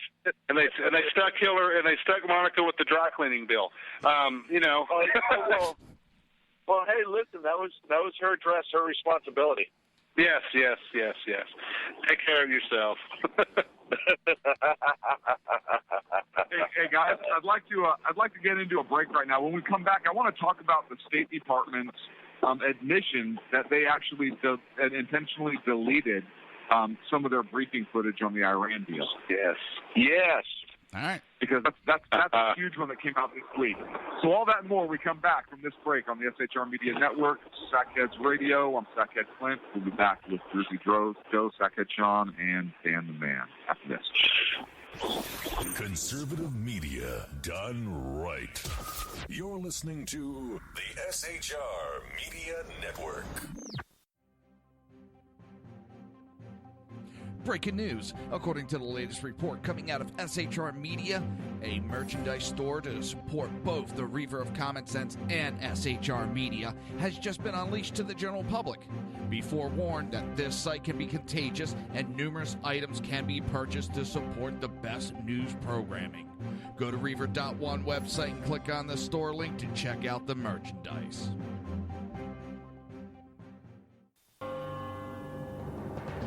Hello, I'm Matt, a student at Hillsdale College. Here is Hillsdale President Larry Arnn on the continuing relevance of the Constitution.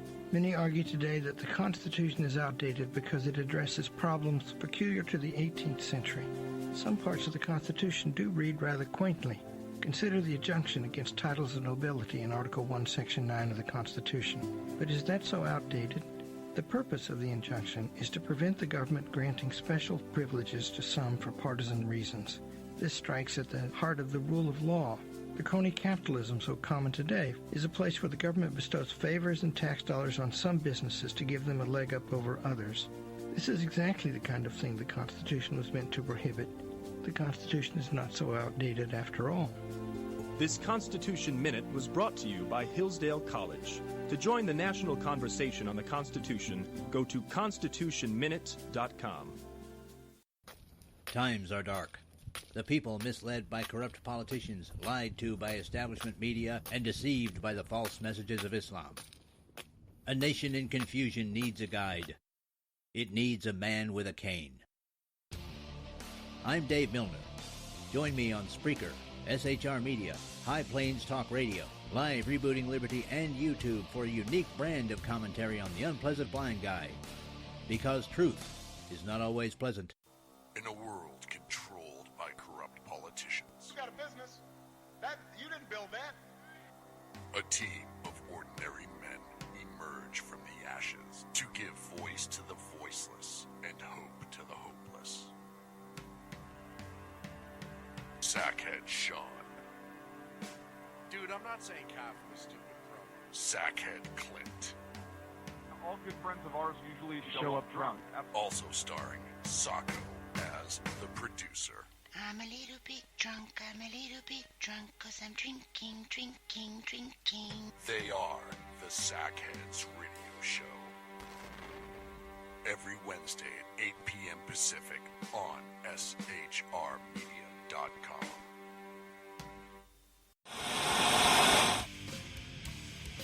Beware, the Jersey Takeover is here. Every Monday through Friday, 11 a.m. to 1 p.m. Eastern Standard Time. You can catch the Reverb Common Sense Show, hosted by Jersey Joe, right here on SHRmedia.com and HighPlainsDailyNews.com. Only Jersey can deliver hell like no one else, so consider this your fair warning.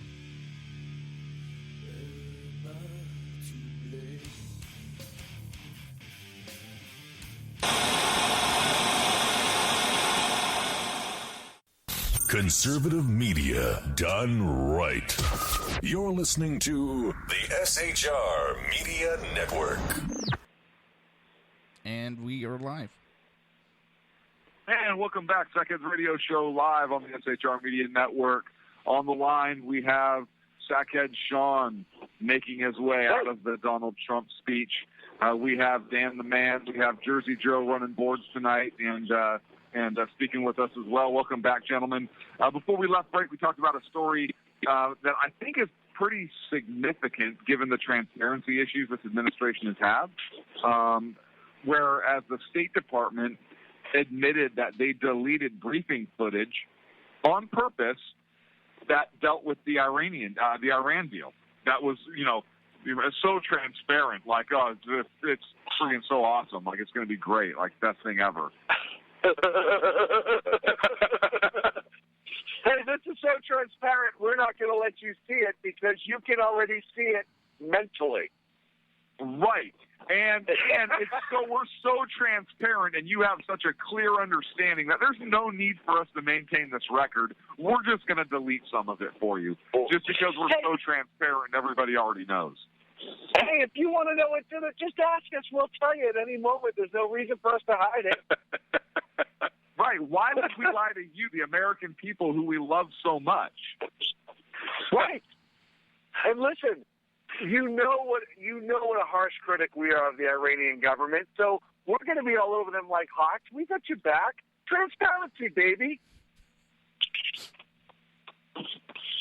You know we're not going to do anything not in your best interest. Right. When have we ever done something against America's best interest? Right. It's not like we're ever going to apologize for anything, and we love Israel, so it'll be perfect. Right. Right. And listen, we certainly don't bow down to foreign leaders whose country we had to... Oh, right. No, we do that now. I call bullshit on this. Shenanigans? Yeah. Total shenanigans. Evil shenanigans. Well, here's the thing. Here's the thing, too, guys. You actually have people in the administration saying two separate things over this.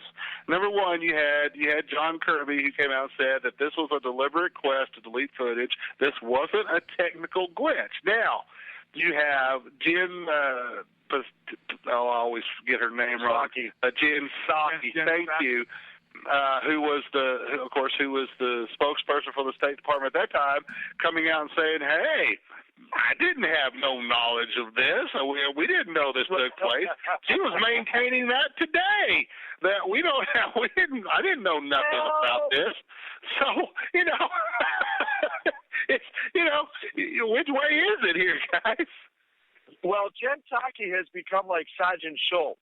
Yes. She never seems to know anything, no matter what she sees. That's everybody in this administration. Right. I know nothing. I know nothing. See, yeah.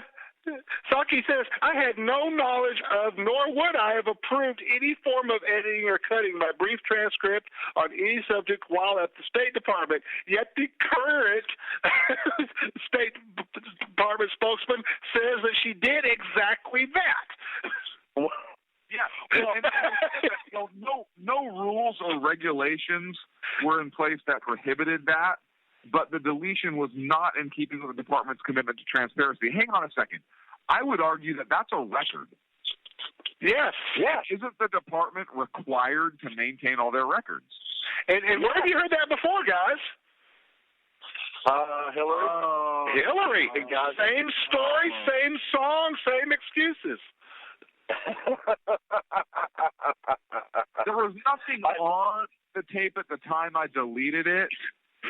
So, what you don't realize, at the time I deleted it, there was nothing there. But something might have been there after I deleted it that went away. But at the time of deletion, it wasn't marked as something being there. Hey, you also, Psaki's quote went on to say, I mean, really, come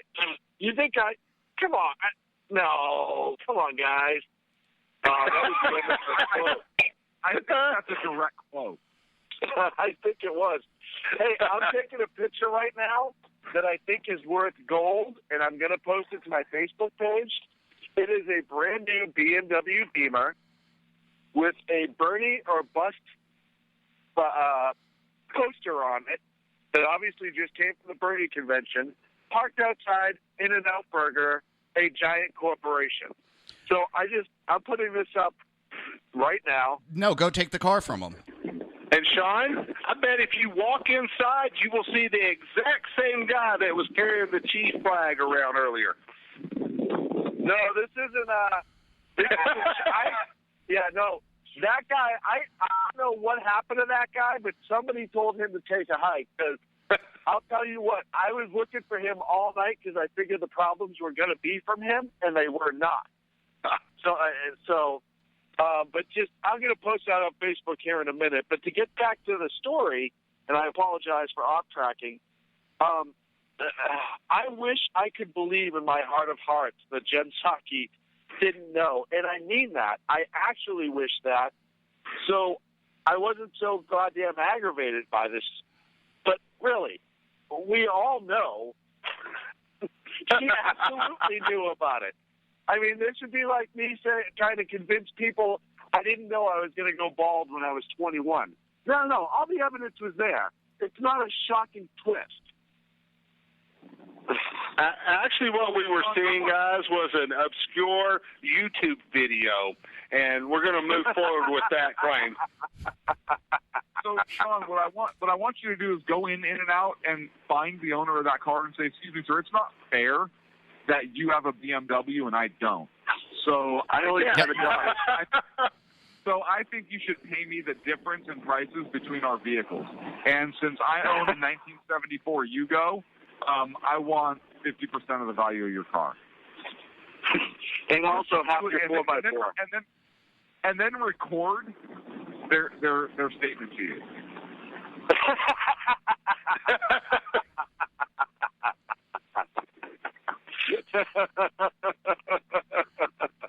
Well, and here's the best part. Just based on this, I immediately looked in and said, look for the couple that has the most white guilt, and I found them. It was pretty easy, actually.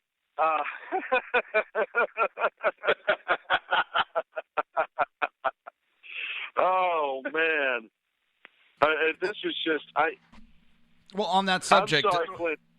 if you remember, Did you guys hear about what's that? If you remember back in 2012, I think it was 2012, they had that big Earth Day march in New York City where they dumped all that garbage. But they also had the signs of anti-capitalists as they were on their iPhones. Yes. Yeah. That was awesome. My head hurts. Did you guys hear about the Louisiana lawmaker, Barbara Norton, who was talking about there was a bill that was proposed that would require children, and I think middle school children or elementary school kids, 4, 5, and 6, that would have to recite parts of the Declaration of Independence. And she was mad. She was talking about how they were teaching them a lie. And here's what she said. She said, quote, "When I think back in 1776, July 4th, African Americans were slaves." Well, first of all, 1776, we weren't Americans yet, so she's an idiot. But then she said, and so they were actually African Britons. Yeah, right. Let's not forget who brought this shit to us, folks. So she said, I think African Americans, because she's a knucklehead and misspoke, were slaves. And for you to bring a bill to request that our children will recite the Declaration, I think it's a little bit unfair to ask us to ask those children to recite something that is not true. So, she just said that the Declaration of Independence is racist. That's what she said.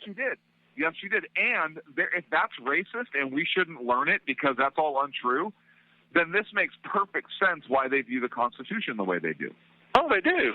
They view it with hatred. They view it with hatred. They view it as a nuisance. It stands in their way. Yes, and because they don't understand the principles that are in there. Bingo. They don't understand the principles of the 3/5 clause or the struggles that the founders had with the fact that, we're slaveholders, but how many countries went to war to end slavery? Right. Yes. Right. And guys, here's the beauty of the Declaration of Independence.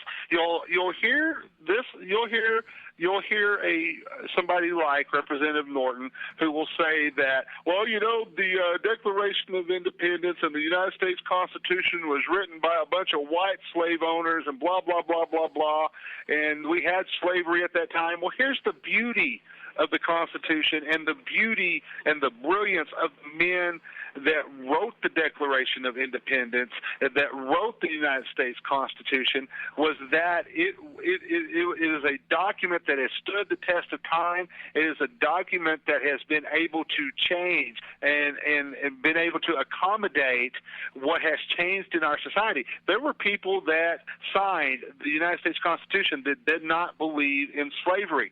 And they knew that at some point that our country would evolve out of slavery. And the Declaration of Independence was written the United States Constitution was written in a way where it would accommodate that, where the country would continue along and be able to do away with slavery. The United States Constitution was written with slavery being outlawed. It was written with that in mind. That's when we came up with the Bill of Rights.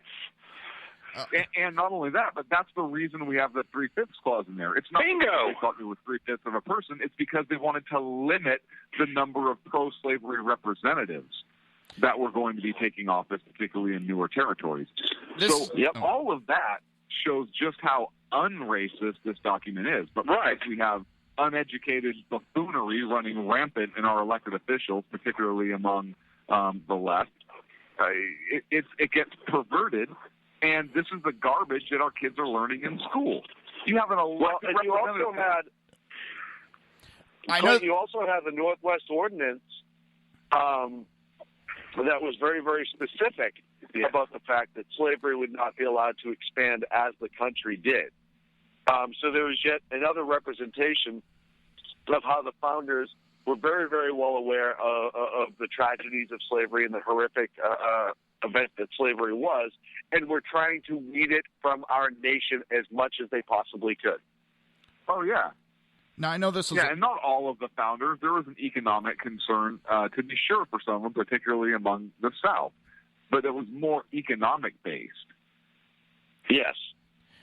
You know, I'm not saying there wasn't race hatred. Of course there was. And our country has made mistakes. Of course it has. But that doesn't change the fact that things were set in motion literally at the founding. Slavery was again, this was instant. This wasn't something that we came up with.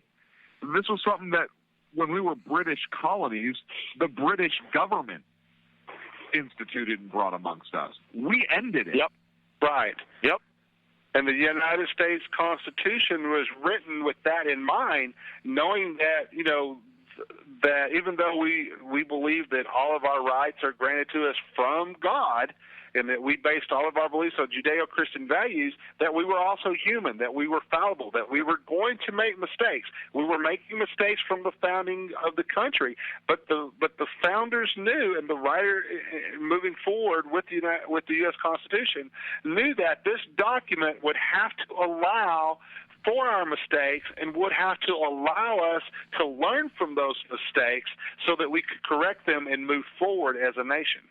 Real quick, yes, they did. It's a little bit off topic, but every time I hear it, it reminds me of my buddy. Whenever I hear someone say African American, I've never liked that term, but my buddy really hates it. I had him on last Wednesday. Now, yes, he is a liberal, but he does have some conservative values in him. But one of the biggest pet peeve he has, he's a black guy, and if you call him African American, he will deck you for it. Because to him, saying African American says that he is not a full-blooded American. That's only saying he's half American. And I don't understand what these people run around for. You don't see any other country going, well, I am so-and-so, you know, American, I'm so-and-so French. You know, you're American. Leave it at that. Everybody, the left keeps pushing in the damn race issue when it's not really there. Yeah. One of the worst things that we've done in this nation, Joe, is to introduce the hyphen into our language, whether it be African American, Indian American, anything like that. The hyphen is one thing that the left continues to use to promote racism and race baiting in our country. Yes, I agree with you wholeheartedly. Yeah, it frustrates the shit out of me. A lot of things do, too. It's just, I don't understand that life would be so simpler on a lot of aspects, but they got to complicate it and just make things hell on everybody. And then they claim the victimhood. Well, that's almost their goal, right? Because you make things really difficult and make us fight amongst each other. And who's the common quote-unquote good at the end of it? Government. That's never good. No, I know, but that's the way it's formed, right? If all of us are against each other, and all of us are fighting each other over our hyphens and our financial status and all the other things, and then government steps in and quote unquote fixes it, or at least appears to fix it as, listen, let's be honest, you have the rise of Bernie Sanders, you have the rise of socialism.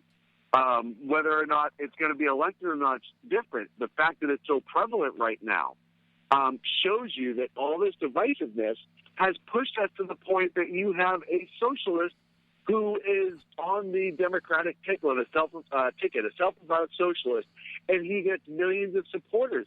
It's that bad in this country that they forced us to that via dividing us. Well, I mean, we spent, 10 years? No. Sorry. How many years with World War II fighting it? I mean, we weren't in it 10 years, but it went on for 8 years. 8 years, okay. 8 years, and they estimate 60 million people died fighting it. What was one of the things we were fighting? One of the things was socialism. There was a lot of different things I know we were fighting in that war. But it seems we also then created an organization to keep governments like socialism from creeping up, and now what do we have? The Allied forces all pushing socialism, and the organization we created to stop it is the one that's masterminding it. Yep. The irony. I agree. The irony. I agree wholeheartedly, buddy. You know, and this is something that is actually, I mean, this is problematic in all states, and look, it's problematic in California. I want to ask Joe. Joe, if I send you a YouTube link, can you play the audio? Set it up and play the audio. Everybody, our audience can hear it, but you guys won't be able to hear it. Okay, can you? So I'll let you say. I'm going to copy the link to you right now. But this is a California Assembly member who basically says, hey, we're California. We don't really pay any attention to the Constitution. I'm going to send it to Jersey Joe and let him set it up because some of the text is right there and then play it. It's really 38 seconds long, but it just shows you the audacity of our elected representatives. And when we talked about one in Louisiana that kind of, talked about the Declaration of Independence, this is one here in California that not only says the Declaration of Independence, but talks specifically about the Constitution and talking about the way they pass laws. And Jersey Joe, please let me know when you get that or if you got it. I'll have it up in a second. Keep on talking. No, all the pressure's going to be on you. We're all gonna listen to you. So it just and what strikes me is that nothing is done. These elected representatives say this stuff out, and nothing is done. There's no reaction. There's no reaction. It's like people don't even care. I mean, we fought a war over tiering. We fought a war because the government didn't want to follow rule of law. They didn't represent our interests. We've gotten so far removed. And I'm not advocating fighting a war. Just for all the executives at SHR Media, they don't kick us off the show like what happened to Glenn Beck. We don't get backed. I got it up and ready. So okay. So go ahead, Jersey.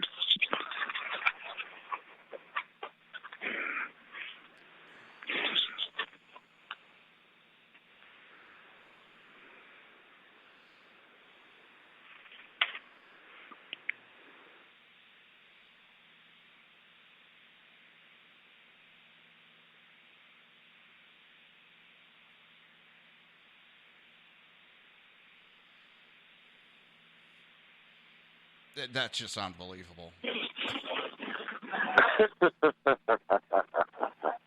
Well, it goes back to everything else. We've become so jaded in this country. Our youth has become so misinformed and intentionally lied to, and their brains have been just twisted that nobody, like Clint said, is reacting the way they should. Actually, hold on. I'm going to have to do it again. For some reason, it didn't work on that computer.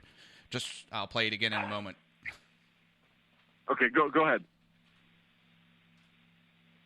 Go ahead, Sean. Just keep talking on. Got to pull it back up. Okay. And so when you have a speech like this as an assembly member on the floor of a state assembly, where you can essentially say, hey, the Constitution isn't applicable to us. Yeah, we're California. We pass whatever laws we want. Right. It's absolutely crazy to me. But, yeah, it's the reality we've gone to. And it's amazing that for places that love to pass laws that are ridiculous and silly, they'll say they'll ignore the rule of law, especially when it's something important like, i.e., the Bill of Rights. All right, let me play this again. I got it. Go ahead.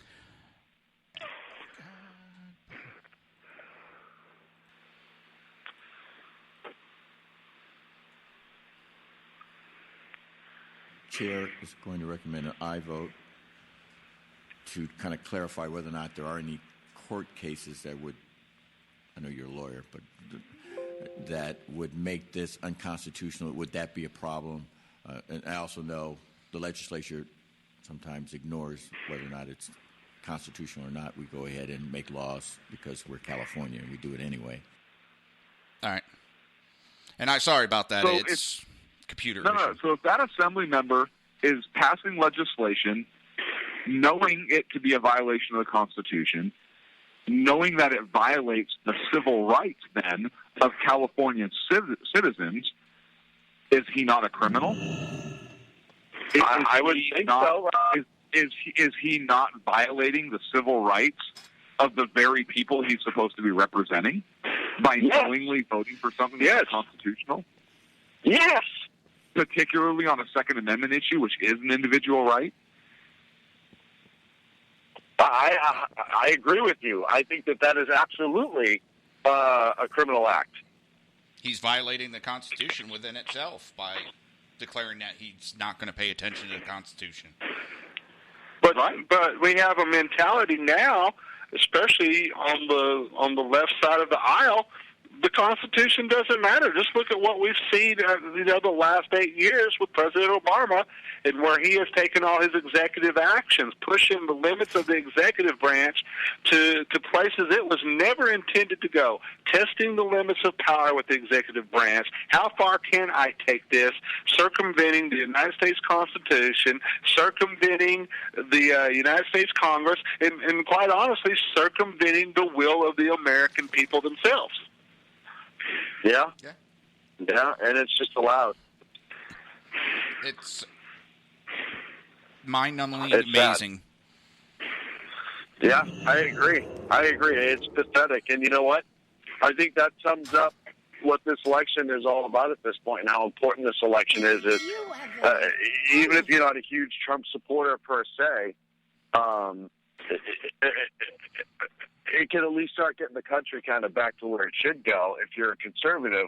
But more importantly, you won't be stuck having the country go down the path it's currently on, or at least maybe it'll get slowed a little bit. It's going to take get a decades. quote-unquote more conservative person in there. Exactly.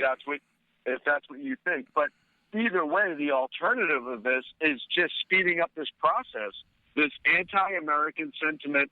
One of the things that caught me tonight is, as people were walking into this rally for Donald Trump, is somebody saying, hey, this is un-American. You going in and supporting Donald Trump is un-American. And I said, no, this is exactly American. Whether you like it or not, they have the right to choose their candidate and vote for him and support him. Yeah. And that's the problem, is you're trying to tell people what's un-American when it's completely American. Meanwhile, you're supporting something like sidestepping the Constitution, and you're pushing that as American values. It's pathetic. Sean, that's what we call irony. Ironical, as Big Fat Paulie would say. But, right, big Fat Paulie would call it ironical. Dave just said in the chat room, even starting right now, none of us will live to see it back the way it was or should be. Yes. But you have to start now, right? Because I'm not saying we shouldn't try, just... By the way, 2 minutes. Hey, we have to start now. And even if we don't see it in our lifetimes, I've said it before, it's not about my lifetime that we fight for. It's not about my lifetime that I do this show. It's about my children's lifetime and their children's and other people's children's. It's the long-term goal. We're fighting 100 years of progressivism that's been going on since the Wilson administration. We're not going to fix it in 4. It's going to take probably close to 100 to get it back. We need to be smart about our paths. Well, the conservatives within the South also have to learn to stop this infighting the way they've been doing. It's been getting worse and worse and worse, it seems like, and it doesn't help us when we're running around. You're not conservative. You're not religious. You're not that. When you have people like Glenn Beck, you have Bill Kristol, and they're pointing their fingers around to everybody. When I hate to say it, the way I see it, they're the ones that are causing a lot of the issues that is going on within the conservative movement. Yeah, because they're the ones. They're doing exactly what they accuse the left of. They're being dividers. They're not being unifiers. Look, whether they like it or not, the GOP voters have spoken, and the GOP voters have overwhelmingly picked Donald Trump as their nominee. Now, they have every right to run somebody third party, but they're doing it purposely to derail Trump. Yeah, not to get elected. Not because right. And the man they picked is that I have, Mr. French. I mean, I don't know if you guys heard. Supposedly, Bill Kristol picked that guy, Mr. French, the one that wrote the article that said the middle class of conservatism needs to die. That's who Bill Kristol's picked. Yeah, well. And I mean, it's also the top of the hour, look, guys. If they are really concerned about the direction the country's going, they would, in my opinion, they would support Donald Trump and give him all of the resources and support that they can give him to prevent Hillary Clinton or Bernie Sanders from getting that seat, particularly with the Supreme Court justice nomination that's on the line. And gentlemen, I want to wrap it up with that. It's 10 o'clock, top of the hour. Awesome show. Jersey Joe, thank you for running the boards tonight. Dan, anytime. Thank you for being with us, sir. Second, Sean, out in the field on assignment, on his way home, actually sitting in the In-N-Out parking lot, wondering how he's going to get that BMW from that lovely socialist. And that's a really walking through the door right now. I'm not going to walking through the door right now. I'm Sackhead Clint. You've been listening live to Sackhead's radio show on SHR Media. Check us out on Facebook, Twitter. I'm not going to know all the names because I'm not the tech guy. Sean can do that at a later time. Thanks for listening, folks. Play us out. Sackhead Sean and Sackhead Clint. And we're working on the immigration papers for a certain other guy who happens to work here, too. For those who are tuning in around the world to the best in late-night conservative talk, Sackheads Radio. Sack News. Sack News. Radio. Sack News. Sack News. Radio.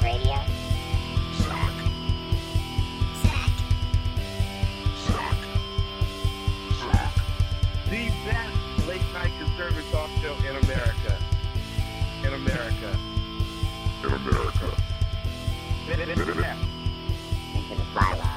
And in this web was a large, I'm pretty sure it was the biggest spider I've ever seen.